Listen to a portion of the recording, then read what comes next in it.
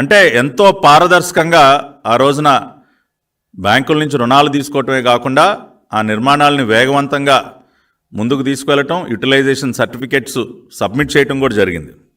కానీ దురదృష్టవశాత్తు మనకు తెలుసు, జగన్ రెడ్డి ముఖ్యమంత్రి అయిన తర్వాత ఏ రకంగా రాజధాని పైన విషం చిమ్మాడో, విషం కక్కాడో. అసలు అక్కడ ఎటువంటి నిర్మాణాలు లేవు, అంతా గ్రాఫిక్సే, అదొక శ్మశానం అని చెప్పి విషం కక్కినటువంటి జగన్ రెడ్డి ఇవాళ బ్యాంకులకి ఏం చెప్పి మోసం చేస్తూ ఉన్నాడండి? 75% పూర్తయినటువంటి ఈ గృహ సముదాయాలు ఏవైతే ఉన్నాయో ఇంకా దాదాపు 20-25% పూర్తి కావాల్సి ఉంది. అవి పూర్తి కాకుండానే జగన్ రెడ్డి గారంటండి అవి ప్రభుత్వ అధికారులకి, ఎమ్మెల్యేలకి, ఎమ్మెల్సీలకి కేటాయించేశాడంట. అవన్నీ కూడా అలాట్మెంట్ చేసేశాడంట. వాటిల్లో బ్రహ్మాండంగా అధికారులందరూ కూడా నివాసం ఉంటున్నారంట.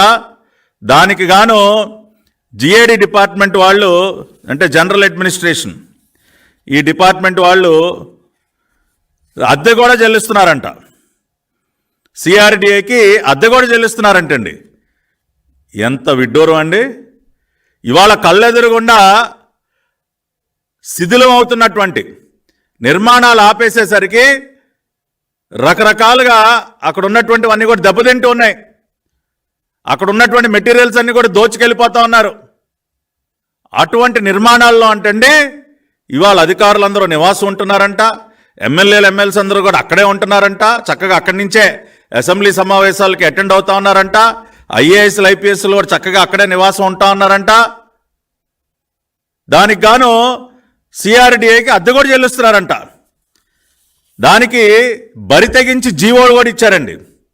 జీవో నెంబర్ 10 ఫిబ్రవరి 13, 2024. ఈ జీవో ఏం మళ్ళీ వెబ్సైట్లో పెట్టలేదండి. హైకోర్టు ఎన్నిసార్లు మొట్టికాయలు వేసినా ఇగో ఇటువంటి మోసపూరిత జీవోలని దాచేస్తారు కదండి, అది కూడా దాచేశారు. కానీ ఇటువంటి మోసాలు చూసి కడుపు మండి ప్రభుత్వంలో ఉన్నటువంటి పాపం కొంతమంది నిజాయితీగా అధికారుల ద్వారా ఇవన్నీ బయటకు వస్తూనే ఉంటాయి, అది వేరే విషయం అనుకోండి.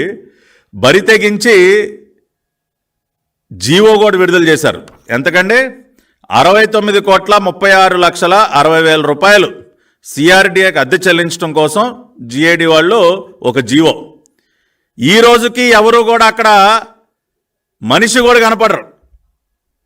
ఎవరు నివాసం ఉండనటువంటి, ఎవరు లేనటువంటి బిల్డింగుల్లో మనుషులు ఉంటా ఉన్నారంట, అధికారులు ఉంటూ ఉన్నారంట. దానికి జీవో విడుదల చేశారు. ఎందుకు ఈ పరిస్థితి వచ్చింది అంటే, బ్యాంక్స్ ఎప్పుడైనా కూడా ఒక రుణాన్ని మంజూరు చేసినప్పుడు ఒక నిర్మాణం కోసం అది కాల పరిమితుల్లో పూర్తవ్వాలి. ఒక టైం లైన్ ఉంటుందండి. ఆ టైం లైన్ కల్లా పూర్తి చేసి వాళ్ళకి మనం కంప్లీషన్ సర్టిఫికేట్స్, ఆక్యుపేషన్ సర్టిఫికేట్స్ ఇవన్నీ కూడా సబ్మిట్ చేయాలి. సబ్మిట్ చేసి రీపేమెంట్ స్టార్ట్ చేయాలి. లేకపోతే అది ఎన్పిఏ కింద మారిపోతుంది, నాన్ పర్ఫార్మింగ్ అసెట్ కింద మారిపోతుంది. ఇవాళ ఆ రకమైనటువంటి ఇబ్బంది వచ్చేసరికి జనవరి 2023లో ఎప్పుడైతే తీసుకున్నటువంటి లోన్ ఎన్పిఏగా మారబోతా ఉందో, ఇవాళ బ్యాంకులన్నీ కూడా ప్రభుత్వం వెనక పడ్డటువంటి పరిస్థితుల్లో వీళ్ళు బరి తెగించి ఇటువంటి తప్పుడు పనులకు శ్రీకారం చుట్టారు. అంతా గ్రాఫిక్సే అని అక్కడ కళ్ళెదురుగుండా నిర్మాణాలు కనపడుతున్నా తెలుగుదేశం పార్టీ ప్రభుత్వం పైన విషం చెమ్మినటువంటి జగన్ రెడ్డి సర్కారు ఇవాళ బ్యాంకులకి మీరు 3D సినిమా చూపిస్తా ఉన్నారా? మీరు ఇవాళ బ్యాంకులకి 3D సినిమా చూపిస్తా ఉన్నారా? అక్కడ ఎవరు లేకుండానే ఉంటున్నారంట. అక్కడ బ్రహ్మాండంగా కరెంటు సప్లై జరుగుతూ ఉంది, డ్రింకింగ్ వాటర్ కనెక్షన్లు ఇచ్చేశారు, డ్రైనేజ్ వ్యవస్థ ఉంది. అసలు కలకల్లాడిపోతూ ఉన్నాయి. రాత్రిపూట అటు వెళ్తా ఉంటే పాపం ఆ బిల్డింగులు చూసి ఇవాళ అందరూ కూడా ఆశ్చర్యపోతున్నారు. అబ్బా అవురా, జిగ్జిగేలమంటా ఉన్నాయి కదయా, మీరు పూర్తి చేశారుగా చాలా గొప్పగా, పదండి వెళ్దాం.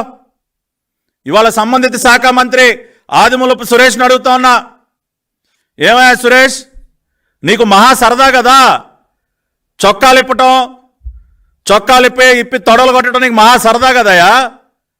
ఇవాళ ప్రభుత్వం గుడ్డలు ఓడదీస్తా ఉన్నావు, ప్రపంచం ముందు నువ్వు సిగ్గుండాలి. నీకు చొక్కా ఇప్పదేయటం అంత మోజైతే ఇప్పుకోవా నువ్వు. ప్రభుత్వం గుడ్డలు ఎందుకు కూడదీస్తా ఉన్నావు నువ్వు? ఇవాళ ప్రపంచం ముందు ప్రభుత్వం చొక్కా ఇప్పదీసేస్తా ఉన్నావా? ఇటువంటి తప్పుడు జీవోలు ఇప్పించి సంబంధిత శాఖ మంత్రిగా అడుగుతా ఉన్నా నిన్ను, ఏమయ్యా పూర్తి చేసావు నువ్వు? ఇవాళ ఆ క్వార్టర్స్లో ఎవడన్నా నివాసం ఉంటూ ఉన్నాడా? ఇవాళ రెంట్కి నువ్వు 69,60,00,000 రూపాయలు 36 లక్షలు నువ్వు రిలీజ్ చేస్తావా? జిఐడి డిపార్ట్మెంట్ వాళ్ళు రిలీజ్ చేస్తే సిఆర్డి అకౌంట్లోకి వచ్చి పడతాయా? కొద్దిగా అన్న బుద్ధి జ్ఞానం ఉండాలి. మరీ ఇంత మోసం చేయటం